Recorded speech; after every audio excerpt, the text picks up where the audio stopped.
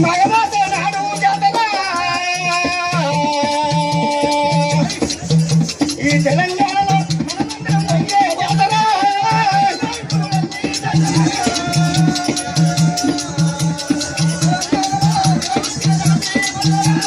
తెలంగాణ లోపల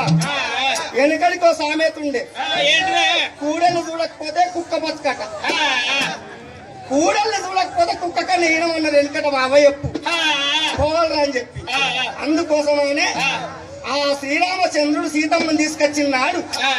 ఋషులు చెప్పినట రావణుడు అంటే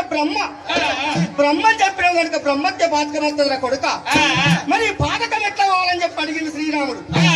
అప్పుడు చెప్పిండ్రట 3 గంగలు కలిసిన జాగల లింగంతోడు పూజ చేస్తే నీ పాతకం పోతుందని చెప్పిండట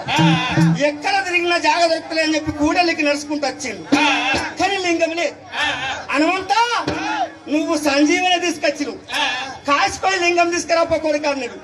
నువ్వు చెప్పినాక నేను ఒప్పుకుంటున్నాను రాముడంత దేవుడు ఉన్నాడు హనుమంతుడంత భక్తుడు శిష్యుడు ఉన్నాడు పోనేవాతున్నాడు కానీ తెల్లారక ముందుకే లింగం నిమ్మన్నాడు తెల్లారుతుంది అయ్యాలి తెల్లారిందంటే ఈ పూజ పనిచేయదని చెప్పి సైకత లింగం మన కూడలు ఉన్నది ఉష్కలింగం